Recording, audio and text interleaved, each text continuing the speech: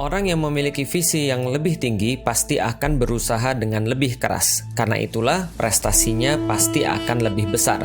Sebaliknya, orang yang tidak memiliki visi yang tinggi, maka dia tidak perlu untuk berusaha keras. Maka wajar dalam kehidupannya dia tidak berprestasi atau kehidupannya biasa-biasa saja. Seorang yang biasa mencukupkan diri hanya pada dunia. Sementara seorang muslim mereka menjadikan akhirat sebagai tanda keberhasilan mereka. Karena itulah seharusnya karena visi mereka lebih tinggi, mereka berusaha lebih keras dan seharusnya mereka memiliki prestasi yang lebih besar. Namun, kenapa kita tidak menemui hal itu pada hari-hari ini? Jawabannya sederhananya adalah bisa jadi kita belum menjadikan Islam sebagai inspirasi dalam kehidupan kita yang nanti akan menjadikan kita orang yang istimewa yang mencapai hal-hal yang tidak biasa. Baik, bismillahirrahmanirrahim. Assalamualaikum warahmatullahi wabarakatuh. Alhamdulillah, puji dan syukur senantiasa kita panjatkan kepada Allah Subhanahu wa taala, zat yang telah mengumpulkan kita semuanya pada hari ini, dan kita berharap bahwa sebagaimana Allah kumpulkan kita semua di tempat yang sangat mulia ini, maka Allah juga kumpulkan kita semuanya nanti di surganya Allah. Amin. Salat dan salam semoga tercurah dan terlimpahkan kepada baginda Nabi besar Muhammad sallallahu alaihi wasallam, manusia mulia yang senantiasa kita rindui, kita sayangi, dan kita berharap bahwasanya rasa ini tidak bertepuk sebelah tangan, tapi ketika kita berjumpa dengan Rasulullah sallallahu alaihi wasallam, maka beliau juga termasuk mengakui kita sebagai bagian daripada umatnya, dan bersama-sama dengan beliau kita bisa memasuki surga Allah yang telah dijanjikan bagi siapapun yang beramal soleh dan siapapun yang tetap dalam keimanan sampai dengan wafatnya. Dan kita berharap mudah-mudahan terakhir ucapan yang kita ucapkan di dunia ini adalah asyhadu an la ilaha illallah wa asyhadu anna Muhammadar Rasulullah. Alhamdulillah teman-teman sekalian selalu dirahmati Allah. Makasih pada Mas Muhammad Hamzah ya, Masya Allah. Benar Muhammad Hamzah ya telah memulai acara ini. Dan selamat datang di Aksiana teman-teman sekalian. Ini adalah tempat, percaya nggak kalau saya bilang nih tempatnya dibangun juga oleh mu'alaf. Tempatnya dibangun oleh mu'alaf, namanya Pak Ian dan keluarga. Ini adalah semacam tempat yang beliau niatkan untuk membantu syiar Islam. Nah jadi pengurus-pengurus Aksiana juga hadir di sini, ada Pak Yitno, ada Pak, mohon maaf saya lupa, Pak Anjar dan juga yang di perempuan saya nggak lihat ada Mbak Desi di sini mana ya, nggak ada ya, mungkin di bawah mungkin ya, dan juga ada Mbak Rini juga dan segala macamnya dan yang lain-lainnya. Teman-teman di sini ini tempat dibangun untuk syiar sekaligus menjadi kayak semacam tempat ngumpul bagi beberapa komunitas, termasuk komunitas yang dari tadi nemenin teman-teman sekalian. Di bawah, di atas itu ada Mika, ada milenial Quran Academy. Iya. Oh ya, Mika ya, milenial Quran Academy. Coba cari, udah saya tag di Instagram. Dan di sini kita pengen buat acaranya agak sedikit festif gitu. Jadi supaya kita udah lama nggak pernah ketemu untuk offline, dan kita coba untuk ketemu offline dengan menjaga tetap protokol kesehatan gitu ya, sehingga teman-teman juga nyaman. Nah di bawah maka kita buat festival, ada halal bazar, ada bedah buku, ada jualan buku juga, ada hijab juga di bawah, hijab alila, ada juga panahan, juga ada less waste. Ini adalah beberapa aktivitas yang kita laksanakan. Dan insya Allah ini akan kita lakukan rutin. Less waste itu sudah kita lakukan rutin setiap hari Ahad atau hari Sabtu, itu teman-teman follow aja Less Waste ID. Nah salah satunya poinnya adalah di sini. Apa yang dilakukan di Less Waste? Sedekah sampah. Jadi kalau teman-teman sekalian punya sampah, teman-teman kumpulin itu sampah, sampai di sini di convert jadi sedekah. Jadi sedekah sampah. Padahal sampah itu sendiri adalah sebuah tanggung jawab kita, amanah kita. Sekarang tuh lagi berlangsung COP26 ya, jadi semacam pertemuan environmentalis untuk membahas tentang dunia yang semakin dirusak. Dan kita tahu di dalam Al-Quran tugas siapa untuk supaya bumi ini gak rusak? Tugas muslim. Sedangkan kalau tugasnya orang-orang yang merusak itu adalah orang-orang munafik di dalam Al-Quran. Gitu kan ya, Allah katakan mereka itu merusak, tapi ketika dibilang oh enggak kami memperbaiki kok, padahal yang mereka yang merusak. Nah tugas kita muslim minimal kita belum bisa nanam pohon, minimal kita belum bisa melakukan hal-hal yang besar, minimal kita bertanggung jawab terhadap sampah kita sendiri. Nah di sini kita ngajak bukan hanya bertanggung jawab terhadap sampah kita, tapi mengkonvert sampah kita jadi kebaikan. Nah, apa yang bisa dikonvert? Pertama, pengelolaan masjid, masjid-masjid sebelah gitu kan ya, masjid-masjid yang ada di kita di tempat-tempat poin. Lalu kemudian dikonvert jadi program-program dakwah. Dikonvert jadi apa? Yang terakhir kita coba convert jadi bibit pohon. Jadi sampah jadi kayak bibit pohon gitu kan ya. Jadi kalau teman-teman pernah ada di sini yang suka nonton komik, baca komik. Komik zaman saya tuh dulu ada namanya Law of Wacky, dia ngubah sampah jadi pohon gitu ya. Nah jadi kita usahakan kita juga sama, ngubah sampah untuk jadi pohon. Nah itu Less Waste ada setiap pekan di sini, teman-teman boleh bawa. Kayak saya sama anak saya memang nggak mudah, kadang-kadang kita kayak menyulitkan diri kita sendiri. Tapi insya Allah ini adalah kesulitan yang berpahala. Saya sama anak saya tuh pergi kemana-mana, keluar kota, kita dapat minuman botol sudah pasti, kita masukin ke mobil. Jadi mobil saya tuh udah kayak bak sampah gitu ya. Tapi nggak apa-apa, saya bilang sama anak saya ini adalah bagian pahala kita. Karena kalau seandainya ini dibuang nggak pada tempatnya, maka menjadi racun bagi lingkungan, kita dapat dosa. Kalau kita convert menjadi sedekah sampah, malah kita dapat pahala. Jadi ya udah kita kumpulin tuh. Tadi alhamdulillah dapat 4 kilo. Alhamdulillah untuk dijadikan dikonvert jadi sedekah sampah. Yang berikutnya juga kita ada aktivitas-aktivitas yang lain di Aksiana ini. Nanti teman-teman boleh follow dan boleh lihat. Nah, khusus pada hari ini adalah bedah buku. Saya mau tanya dulu yang di sini yang hadir mu'alaf ada? Ada yang mu'alaf? 1, terus siapa lagi? 2, 3, 4, 5. Nah ini nanti daftar, silahkan bukan daftar, kasih tahu ke panitia. Nanti insya Allah akan kita bagiin buku gratis. Atau nanti panitia boleh tolong saya mintain buku 10 eksemplar di bawah, buku BTI, bilangin Felix Xiao minta untuk dikasih kepada mu'alaf. Bilang sama anak-anak Al-Fatih di bawah. Nanti yang mu'alaf dapat. Yang mau jadi mu'alaf ada yang hadir? Ada? Ada sebenarnya tapi nggak jadi. Jadi ada yang mau jadi mu'alaf, mau datang dan mau syahadat ba'da zuhur ini. Dan insya Allah salah satu acara yang mau kita rutinkan juga adalah Islamic Open House. Jadi teman-teman boleh ngajak siapapun yang mau tahu tentang Islam, mau paham tentang Islam. Kita sangat more than happy untuk memberikan mereka referensi-referensi tentang Islam yang selama ini disalahpahami. Dan saya pengen mulai bedah buku ini dari keadaan saya dulu. Jadi teman-teman sekalian, dulu itu saya secara pribadi itu takut sekali dengan Islam. Jadi saya fobi dengan Islam. Saya nggak suka dengan segala sesuatu yang berbau-bau Islam. Makanya contoh ya, kalau ada teman saya namanya Abdul, itu saya ketawa biasanya. Nama kok Abdul gitu kan ya. Nama kok Abdul. Enak aja, kenapa panggilannya Dul gitu kan ya. Lalu kemudian kalau saya punya teman nama-nama Islam, itu saya agak merasa khawatir. Kenapa? Karena saya khawatir dia fanatik. Karena dari kecil tuh saya diajarin bahwa orang-orang Islam tuh fanatik. Mereka tuh nggak suka pada orang-orang selain Islam. Persis kayak ajaran sekarang. Orang-orang di kita tuh seolah sekarang diajarin semakin Islami seseorang, dia semakin fanatik dan semakin berbahaya. Jadi seolah-olah kalau saya punya teman Muslim, itu saya khawatir banget teman Muslim saya tuh menyakiti saya. Ditambah keadaan pada saat itu di Palembang memang betul saya sebagai orang-orang Chinese ini mengalami banyak sekali perlakuan-perlakuan buruk. Misalnya kalau misalnya lagi lewat terus bilang, woi Cino, gitu. Terus kemudian ketika lagi lewat terus kemudian diajak berantem padahal saya sendirian gitu ya misalnya. Dan segala macam hal yang lain yang membuat saya juga enggak respect sama orang-orang Muslim. Tambahan lagi kebiasaan-kebiasaan. Orang Muslim tidak tepat waktu, orang Muslim itu kotor, jorok dan segala macam. Orang Muslim itu tidak perform dalam satu hal-hal profesionalitas, itu membuat saya terganggu. Bahkan bapak saya tuh sering buat guyonan begini, gampang membedakan mana negeri Muslim dan bukan negeri Muslim, gampang. Turun lihat aja imigrasinya, kalau ngantri itu Muslim. Kalau nggak ngantri itu berarti negara yang bukan Muslim. Jadi sampai dalam titik seperti itu. Yang kedua bapak saya bilang, lihat aja WC-nya. Kalau WC-nya jorok berarti dia pasti Muslim. Kalau WC-nya bersih berarti dia bukan Muslim. Lucunya adalah di antara seluruh agama yang ngatur kebersihan WC justru orang Muslim. Ya enggak sih? Justru Islam yang ngatur bahkan sampai titik kebersihan WC. Tapi sayangnya WC kita justru berantakan. Sedih ketika saya pergi ke umroh misalnya ketika sudah jadi Muslim. Saya tuh pengen gini, boleh enggak ya saya agak mikir nakal, saya bilang saya mau bawa bapak saya pergi umroh.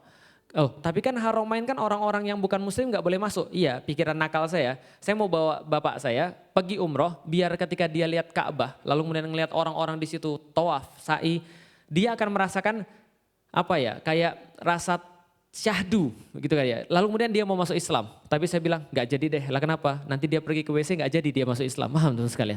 Karena WC-nya itu nggak rapi, WC-nya itu nggak bersih. Bahkan kalau teman-teman nanti ada rezeki umroh, saya doain amin. Teman-teman nanti pas pergi ke Jabal Rahmah, lalu kemudian pergi ke tempat apa namanya wukuf di Arafah itu teman-teman akan, saya itu ya datang umroh itu bulan Januari, sedangkan haji itu waktu itu bulan September atau bulan Agustus gitu pada saat itu. Tapi mohon maaf, kotoran dari bulan Agustus itu masih ada. Paham ya? Di tanah wukuf di Arafah. Yang kata Rasulullah itu adalah batasnya haji, paham ya? Tapi ternyata enggak diurus. Itu yang bikin saya pusing kadang-kadang. Kok gitu-gitu amat sih Islam itu ditampilkan? Termasuk di Indonesia juga sama. Negeri Muslim yang paling besar, tapi kita enggak melihat kecuali justru hal-hal yang ya membuat kita enggak yakin dengan agama yang mereka pegang gitu loh maksudnya. Maka saya tuh tumbuh menjadi orang-orang yang sangat takut dengan agama Islam, sangat khawatir tentang agama Islam. Nah karena itulah saya ketika khawatir itu menyebabkan saya tuh nggak mau masuk agama Islam atau nggak mau mengenal tentang agama Islam. Kapan saya baru mulai mengenal agama Islam? Karena ketika saya itu sudah mulai merasa putus asa, sudah mulai merasa insecure dengan kehidupan saya karena saya tidak menemukan agama lama saya itu punya manfaat buat saya. Sekali lagi, kadang-kadang orang zaman sekarang tuh suka baperan. Kita cerita tentang diri kita, mereka sangka menjelekkan agama orang lain. Paham Ibu sekalian? Orang kita lagi curhat gitu kan ya.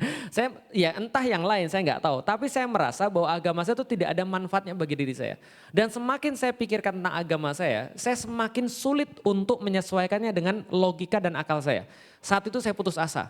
Kalau ini nggak benar, kalau gitu yang mana yang benar?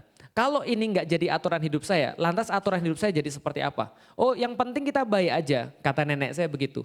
Nenek saya dia beragama Buddha, tapi dia nggak betul-betul beragama Buddha, maksudnya ritual-ritualnya jarang sekali saya lihat. Hidup dia tuh yang penting baik. Jadi kalau seandainya zaman sekarang ada orang muslim nggak mau pakai syariat, lalu dia bilang hidup tuh yang penting baik, nggak usah jauh-jauh, nenek saya dari dulu sudah begitu, paham Ibu sekalian? Nah maka nenek saya bilang, Lik hidup tuh yang penting baik. Definisikan Nek, baik itu apa? Nenek saya bilang, kita gak ganggu orang lain gak usah ganggu kita. Kita nggak ngerepotin orang lain gak ngerepotin kita. Cina banget kan? Gitu. Lalu kemudian saya bilang oke, tapi itu belum cukup untuk jadi standar hidup saya. Apa hidup tuh cuma yang penting baik gitu maksudnya. Dan baik ini tidak terdefinisi. Karena menurut orang Jawa, kalau ada orang yang nggak mau ngumpul, orang yang nggak mau serawung, itu sudah dikatakan orang tuh nggak baik. Paham nggak sih? Kalau orang Chinese, kita nggak usah ngumpul sama orang nggak usah ngerepotin kita, itu baik gitu kan ya. Makanya di tempat tinggal mereka pasti ada pagar-pagar tinggi. Kenapa? Saya nggak ganggu kamu nggak usah ganggu saya. Kamu gak usah ngerepotin saya dan saya gak mau ngerepotin kamu. Bagi mereka baik. Maka standar baik yang mana yang harus kita ambil? Standar baik orang Jawa, standar baik orang Sunda, standar baiknya orang Cina, standar baiknya orang Padang, atau standar baik yang mana? Saya gak menemukan itu. Singkat cerita teman-teman sekalian, ketika saya terus-menerus merasa insecure, putus asa dengan agama dan kehidupan saya, sedangkan saya masih terus mencari apa aturan yang saya bisa pakai dalam kehidupan saya, maka disitulah saya ketemu dengan Islam. Agama yang saya nggak suka, agama yang saya benci, agama yang saya ya anggap ketertinggalannya jauh, yang agama yang masa lampau gitu kan ya. Tahu nggak sih kenapa orang-orang yang jadi gini, orang-orang yang sok modern itu mengatakan orang-orang yang mereka tertarik dan cenderung pada agama itu kan kadrun. Kenapa dikatakan kadal gurun? Karena gurun itu tertinggal dianggap. Gurun itu masa lalu, gurun itu old school kira-kira gitu. Nah jadi Islam tuh kayak agama yang tidak progresif. Makanya mereka bilang, oh beda, kami tidak seperti kadrun-kadrun itu. Islam kami Islam progresif. Maksudnya apa? Gak usah sholat, itu progresif gitu kan ya. Apalagi gak usah kerudungan, itu progresif gitu kan ya. Nah setidaknya mereka mengatakan secara jelas-jelas tuduhannya adalah Islam itu terbelakang. Nah itu yang saya anggap ketika saya kemudian putus asa dan saya mau mencari jawaban, ternyata Islam ini yang dalam bentuk aslinya itu ditampilkan kepada saya. Walau lam bisawab kita di dalam Islam tidak mengenal adanya kebetulan. Maka ketika saya di IPB, ketika saya masuk IPB, bagi saya masuk IPB itu kebetulan. Bagi saya masuk IPB itu adalah sebuah kutukan bagi saya. Karena bapak saya di dunia pertanian, saya dipaksa masuk IPB. Ternyata di IPB itu saya baru mengenal seperti apa Islam yang seharusnya. Oh jadi Islam tuh kayak gini ya. Terus terang teman-teman sekalian, ketika saya masih di Palembang, saya tuh merasa orang-orang muslim itu cuma sholatnya pas maghrib. Kenapa? Karena selain itu masjid itu nggak ada orangnya, bahkan nggak ada azannya setahu saya. Setahu saya cuma pas maghrib. Kenapa? Karena saya lewat pulang dari sekolah mereka lagi amin. Wih, sama kayak di gereja ya, amin juga gitu kan ya. Saya pikir karena ada aminnya cuma pas kedengaran ketika pas maghrib aja. Lalu kemudian ketika saya pergi ke Bogor, saya baru ngerti. Oh, ternyata Islam tuh tidak sesimpel dan tidak seperti yang saya lihat. Kenapa? Ternyata saya baru sadar semua hal tentang Islam yang saya tahu ketika itu justru bukan Islam. Tapi itu adalah bentuk daripada Muslim, bukan Islam. Paham sampai di sini? Jadi teman-teman harus pisahkan dulu. Ada Islam, ada juga Muslim. Nah, ketika saya lihat antara Islam dan Muslim itu berbeda, saya baru ngerti. Oh, kalau saya mau tahu tentang Islam, berarti yang harus saya lihat adalah agamanya. Bukan penganutnya atau muslimnya. Karena muslimnya banyak justru yang tidak paham tentang Islam. Saya tes hasil daripada teori saya itu. Saya tanya pada orang-orang muslim, kamu sholat gak? Wah, saya tuh yang penting baik, kira-kira gitu. Banyak yang waktu itu nggak sholat. Di IPB banyak yang nggak sholat. Dan yang sholat, saya tanya lagi, kamu sholat, kamu baca apa sih? Saya baca Al-Fatihah. Terus baca apa sih? Saya baca surat-surat pendek. Saya tanya lagi sama mereka, kamu hafal Al-Fatihah? Hafal lah. Saya tanya sama dia, kamu tahu artinya? Ternyata lebih sedikit lagi yang tahu. Jadi di antara muslim itu, sedikit yang sholat, sedikit lagi yang tahu tentang arti Al-Fatihah. Nggak usah mention yang cewek-cewek. Yang cewek-cewek pada saat itu nggak ada yang kerudungan kecuali dikit banget. Jadi di kelas itu lebih banyak yang nggak kerudungan daripada yang kerudungan. Beda jauh kan dengan zaman Anda? Zaman Anda sekarang mungkin lebih banyak yang kerudungan. Walaupun kerudung-kerudungnya kerudung gaul. Atau misalnya dia kerudungan tapi masih maksiat, ya itu oke lah, nggak ada masalah. Tapi di zaman saya jangankan dia bicara tentang maksiat yang lebih tinggi. Kerudungan aja enggak, paham ya? Setelah saya tanya Al-Fatihah ternyata lebih sedikit lagi yang paham. Yang paham Al-Fatihah saya tanya, kamu sudah tahu belum artinya apa? Maksudnya Al-Fatihah? Ternyata lebih sedikit lagi. Fix teori saya, ternyata Islam dan Muslim itu berbeda. Karena Islam itu adalah satu hal dan Muslim itu adalah satu hal yang lain. Itu adalah yang saya lihat pada saat itu. Nah, ketika saya itu kemudian ngelihat itu, berarti saya harus mendalami Islam. Diskusilah saya. Singkat cerita ketika saya diskusi, saya kaget bukan kepalang. Kenapa? Karena saya baru tahu ternyata Islam itu benar-benar jauh berbeda seperti yang saya bayangkan dan seperti yang saya tahu. Ternyata Islam itu bukan quote and quote agama. Seperti yang kita tahu. Jangan dipotong sampai di sini ya, nanti rame di sosial media gitu kan ya. Quote and quote bukan agama. Kenapa? Karena quote and quote agama yang saya bilang tadi, itu adalah cara orang menyebut tentang aturan-aturan ritual atau spiritual. Paham ya? Jadi contoh, ketika ada orang nanya, kamu beragama atau tidak? Maksudnya adalah kamu sholat atau tidak, kamu haji atau tidak, kamu baca Quran atau tidak, ritual semuanya. Dan ketika orang berbicara tentang selain ritual, maka biasanya orang gak sebut agama. Betul?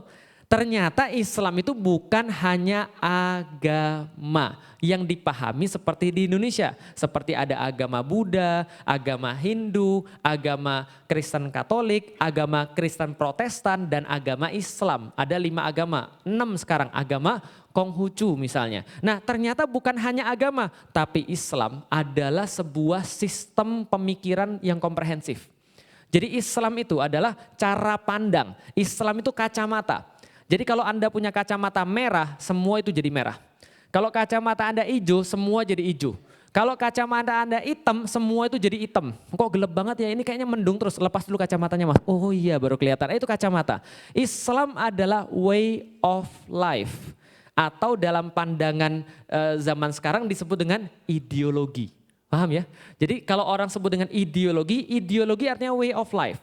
Maka orang yang punya ideologi Islam berbeda dengan orang yang punya ideologi kapitalis. Berbeda lagi dengan orang yang punya ideologi sosialis. Dan perbedaannya sangat tajam sekali. Maka kalau kita sekarang sudah paham, saya waktu itu paham ketika Islam adalah sebuah way of life, berarti pertanyaannya adalah ketika orang sudah mengenal Islam, catat baik-baik, garis bawahi baik-baik, ini inti daripada materi kita, catat baik-baik. Berarti ketika orang sudah mengenal Islam sebagai way of life, pertanyaannya bukan apa yang berubah pada diri dia setelah dia mengenal Islam, bukan. Jadi pertanyaannya sekali lagi, bukan apa yang berubah pada diri dia setelah dia mengenal Islam. Tapi pertanyaannya lebih tepatnya adalah apa yang tidak berubah pada diri dia setelah dia mengenal Islam. Paham maksudnya? Paham ya? Jadi ketika dia paham Islam adalah sebagai way of life, harusnya semuanya berubah. Jadi lebih tepat pertanyaannya adalah dia itu yang gak berubah apa sih? Kenapa? Karena semuanya berubah. Tapi kalau orang paham Islam cuma sekedar agama, maka pertanyaannya boleh. Apa yang berubah dari dia setelah dia masuk Islam? Oh, kemarin dia nggak makan babi. Kemarin dia makan babi. Sekarang dia nggak makan babi.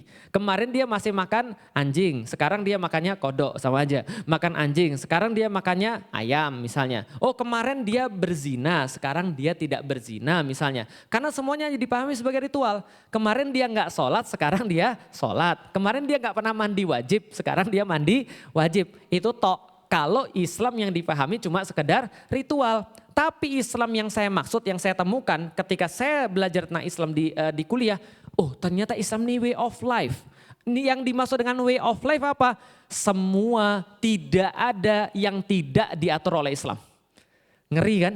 Semua itu tidak ada yang tidak diatur oleh Islam. Berarti, semua kehidupan saya itu harus saya ganti. Gitu kan ya. Mulai dari masuk WC saya diatur. Masuk WC kaki, awas loh, jawab kanan itu kan. Masuk WC kaki kiri, makan tangan kanan. Lalu kemudian pakai baju tangan kanan duluan. Pakai sendal tangan mana dulu? Tangan kaki mana duluan? Kaki kanan. Segala macam yang baik-baik diatur dengan menggunakan yang kanan. Lalu kemudian baru digunakan yang sebelah kiri. Habis kemudian kita makan, ada doanya. Sebelum kita makan, ada doanya. Cara nyari istri, ada doanya. Mempersunting istri, ada doanya. Cara setelah beristri pun ada doanya. Jomblo pun diatur, gitu kan ya.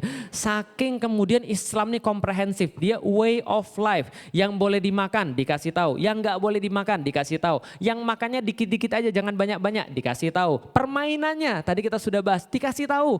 Tidak ada permainan yang lebih bermanfaat. Ajarilah anak-anak Anda dengan memanah, berenang dan berkuda, kan gitu kan ya. Lalu kemudian tidak ada yang lebih menyenangkan permainan yang diridhoi oleh Allah kecuali bermainnya seorang suami sama istrinya, lalu bermainnya seseorang dengan kudanya dan seseorang bermain dengan panahnya dan gulat dan segala macam. Ini semua ada aturannya. Jadi tidak ada di dalam Islam yang tidak diatur. Bahkan ketika Anda memandang aja itu diatur. Memandangnya caranya begini, kalau lagi ngomong begini, jangan lagi ngomong tuh begini. Bro, lagi ngapain bro? Padahal yang diajak ngomongnya di sini. Ini semua diatur. Kenapa? Karena Islam adalah way of life. Cara mikir aja diatur. Harusnya mikirnya begini dan mikirnya begini. Islam adalah sebuah kompleks daripada sebuah pemahaman-pemahaman. Yang pemahaman-pemahaman ini ketika diterapkan nanti akan berefek besar pada kehidupan kita. Gitu kan ya. Contoh misalnya, kemarin saya udah pernah cerita, tapi saya akan ulangi lagi. Saya ketika ngajarin Hawariyun berenang, kita ngajarin dia di laut berenang. Oh, saya nggak mau, nanti tenggelam gimana? Saya bilang sebentar. Antum pernah lihat mayit? Pernah? Ngambang atau tenggelam? Ngambang Ustadz. Nah, maka saya bilang, manusia itu fitrahnya ngambang. Paham teman sekalian?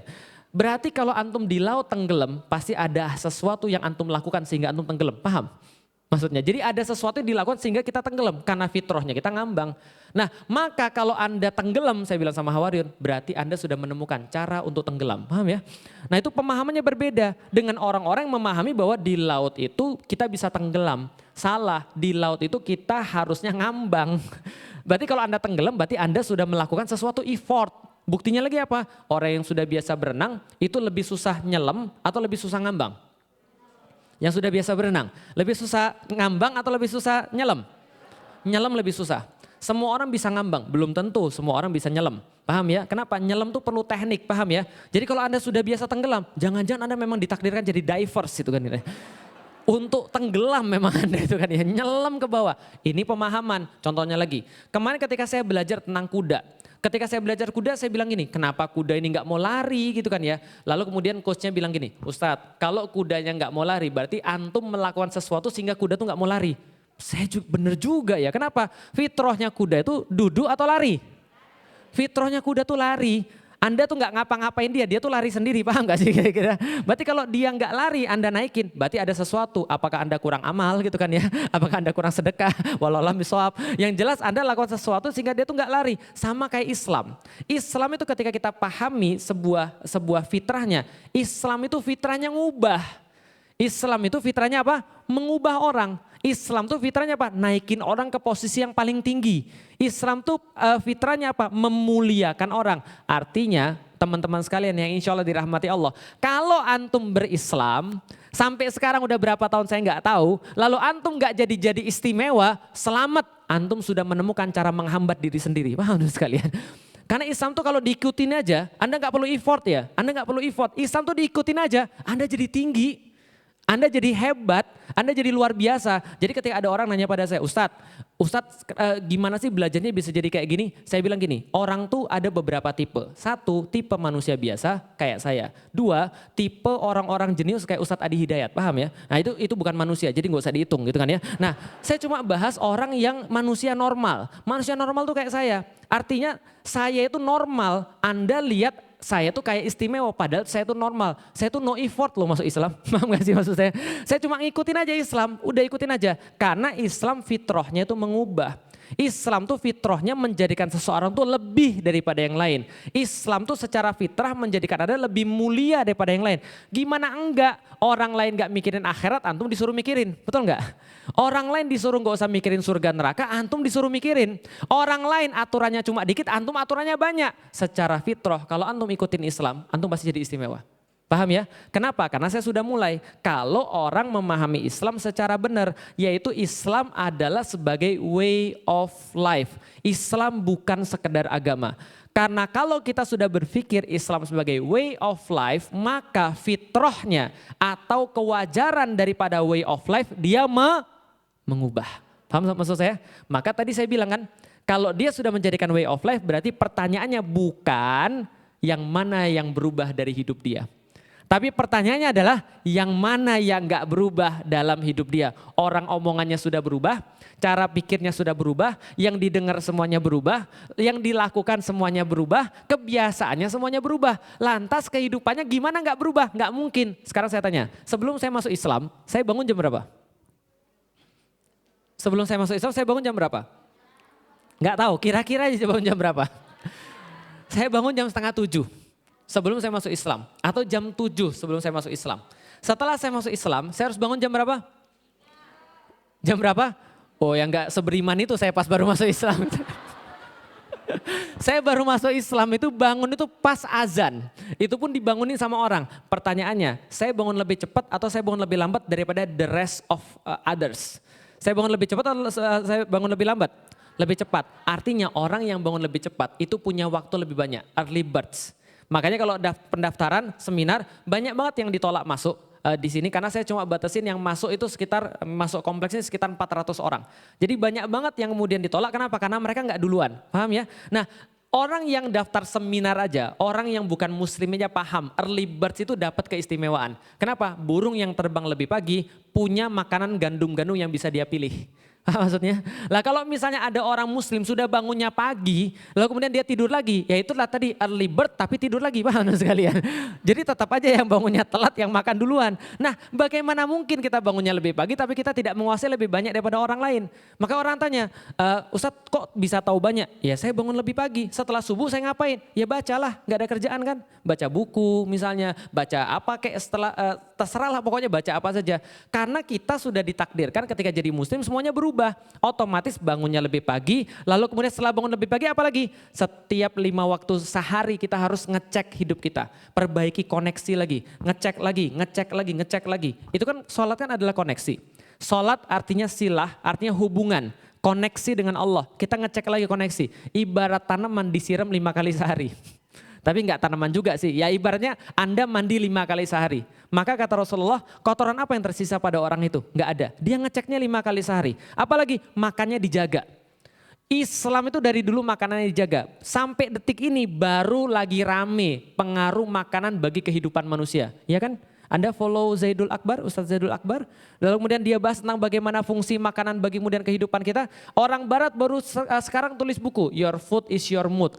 Bahkan dikatakan ada the second brain. Second brain adalah perut Anda, paham teman sekalian. Maka kalau yang sering makan mie instan, ya wajar Anda itu tidak konek-konek, paham teman sekalian. Karena perut Anda itu adalah second brain, adalah akal kedua Anda. Jadi ada katanya ada otak di sini yang kedua. Second brain katanya. Buktinya apa? Pernah deg-degan? Tiba-tiba disuruh jadi pembicara, pernah? Apa rasanya? Pusing atau mules? Mules kan? Karena di situ second brain-nya gitu maksudnya.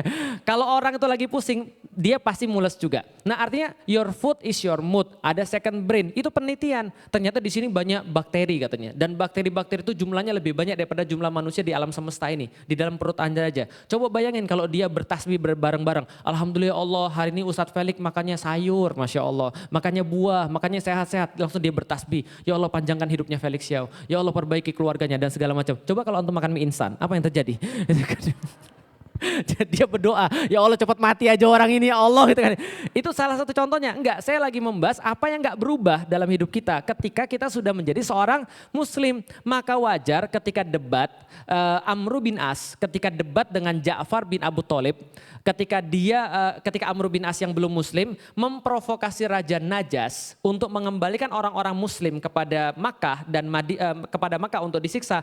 Ja'far bilang gini, apa salah kami? Kami dulu makan babi, kami dulu makan darah, kami dulu berzina, kami lihat orang tua kami ejek, kami lihat anak muda kami ganggu, kami lihat cewek-cewek kami nafsu, kami kemudian makan yang gak diatur, kami suka bohong, kami bunuh anak-anak kami sendiri, kami berzina dengan bahkan ibu kami sendiri. Sementara datang kepada kami seorang rasul di antara kami yang kami tahu nasabnya, yang kami tahu kehormatannya, yang kami tahu keluarganya, jujur dan lurus lisannya, ngajarin kami untuk jujur dan lurus lisan kami, ngajarin kami makan yang baik-baik, ngajarin kami berbuat yang baik pada orang tua, hormati orang tua, sayang pada yang muda, hormati kemudian guru-guru, lalu kemudian berbuat baiklah pada perempuan-perempuan, memberikan kemudian seluruh pada kami. Dan ketika kami melakukan dengan agama yang baik ini, kami kemudian tiba-tiba disiksa. Salah kami apa? Apa yang Ja'far tunjukkan? Ada perubahan di dalam Islam.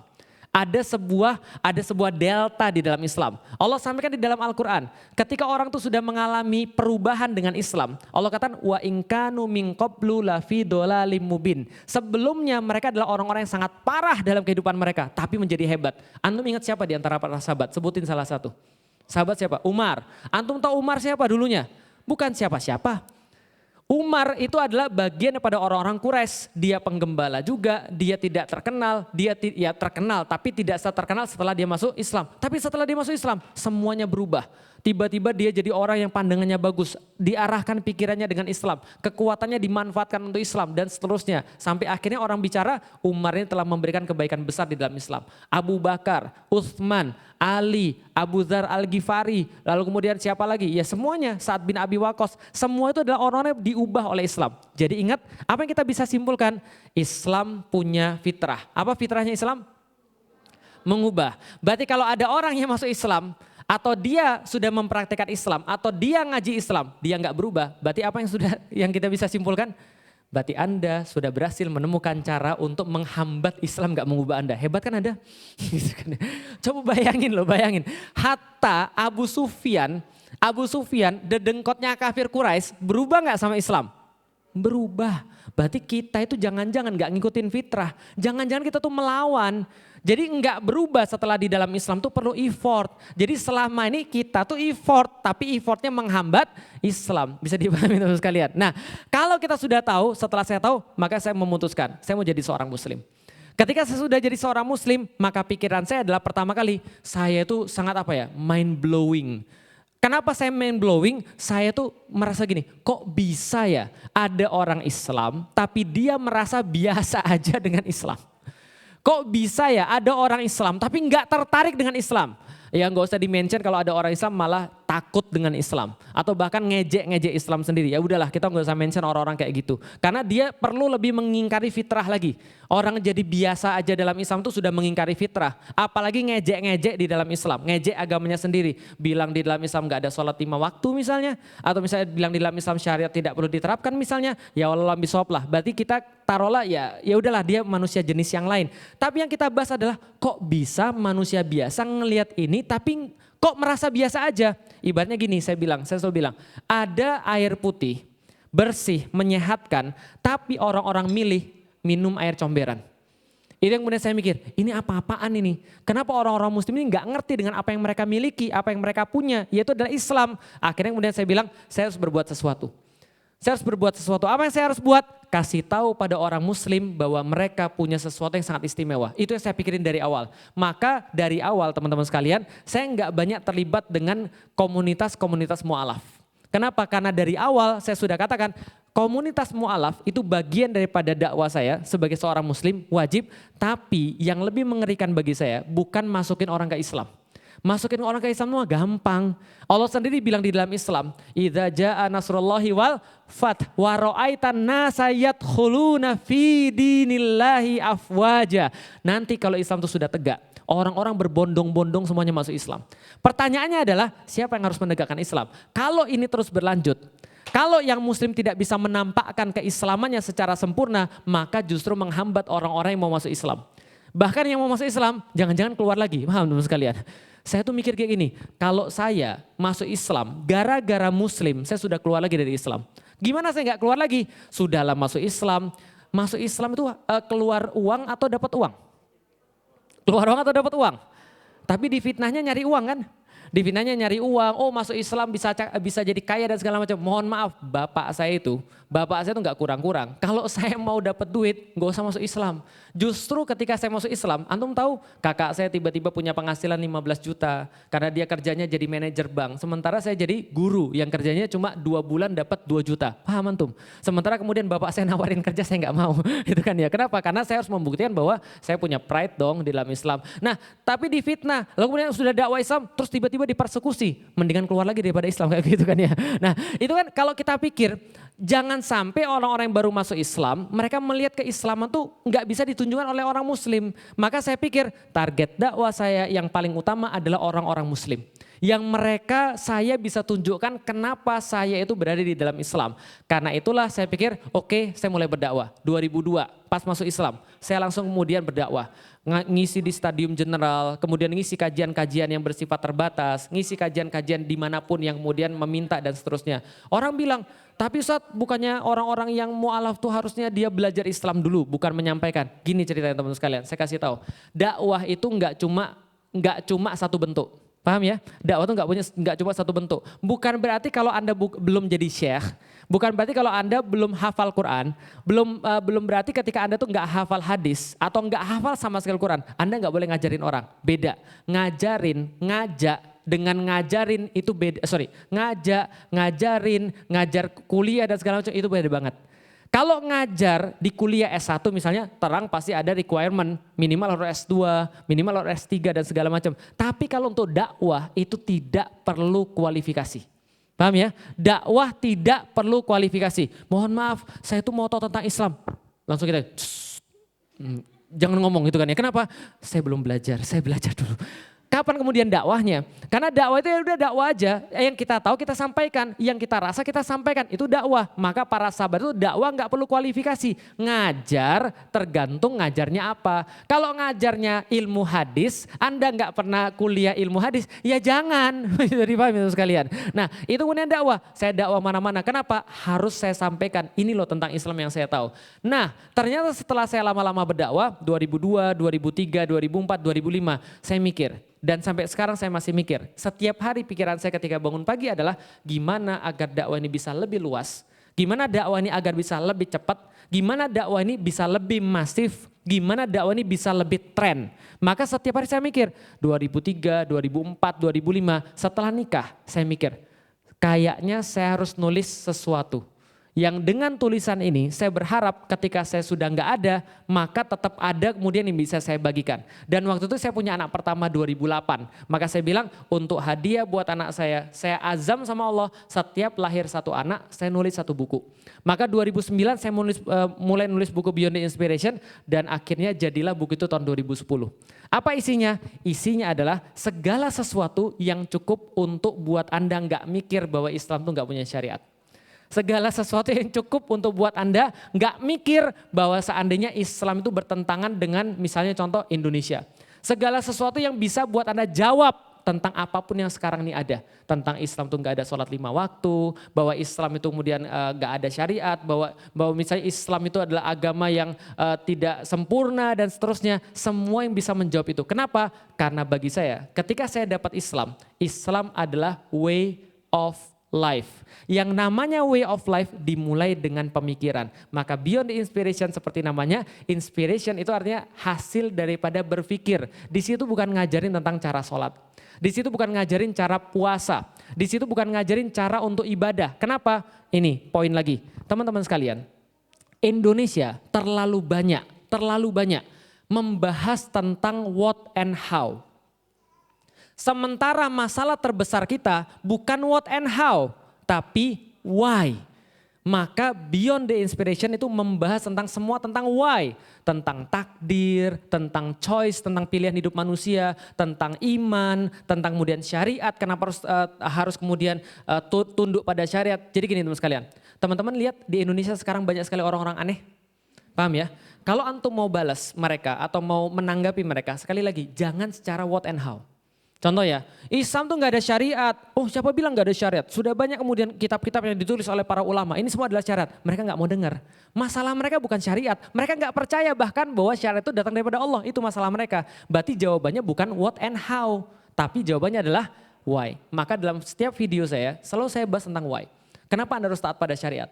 Jadi saya gak bahas tentang hadis mana yang harus diikuti. Tapi kalau ini memang hadis, Anda harus ikutin. Walaupun gak bisa, gak apa-apa. Belum bisa gak apa-apa. Saya lebih respect sama orang-orang yang tahu ini salah. Tapi dia belum bisa untuk melewati kesalahan itu. Daripada orang yang gak mau tahu tentang benar dan salah. Paham ya? Jadi contoh ada orang begini. Kamu tahu dari mana kalau itu benar? Kan itu kan tafsir kamu. Tafsir kamu kan bukan tafsir yang sebenarnya. Kan Allah itu kan kalamullah. Kalamnya Allah adalah kalamnya Allah gak bisa dimengerti oleh manusia. Maka siapa yang bisa ngerti tafsir kamu? Belum tentu tafsir kamu benar. Dia mencoba untuk membuat kebenaran jadi relatif. Paham teman sekalian? Ada orang yang saya tahu saya salah. Saya tahu saya masih dosa. Doain saya Ustadz, semoga saya bisa lekas untuk kemudian melewati dosa-dosa saya ini. Saya lebih respect. Orang yang pertama itu masalahnya adalah why. Orang yang kedua masalahnya adalah what and how. Paham? Orang yang sudah mau taat tapi belum bisa taat, masalahnya adalah what and how. Apa yang harus dia lakukan dan bagaimana cara dia melakukan. Tapi orang-orang yang ngejek-ngejek Islam, yang hidup dia fobi tentang Islam, masalah dia bukan what and how. Karena mereka kadang-kadang lulusan pesantren, mereka kadang-kadang adalah justru pengajar juga, kadang-kadang dosen juga, kadang-kadang lebih tinggi daripada itu juga, tapi mereka tetap tidak menemukan why. Kenapa mereka harus Islam dan menaati Islam. Bisa dipahami? Nah, akhirnya saya nggak jadi nyampein tentang materi saya, nggak apa-apa lah gitu kan ya. Jadi saya nggak jadi nyampein tentang presentasi saya, nggak apa-apa. Silahkan monggo kita perbanyak aja tentang diskusi. Kalau teman-teman yang mau diskusi atau tanya jawab tentang buku Beyond the Inspiration ini nanti kita bisa sampaikan karena kita masih punya waktu lumayan lama insya Allah. Barakallahu fikum. Assalamualaikum warahmatullahi wabarakatuh.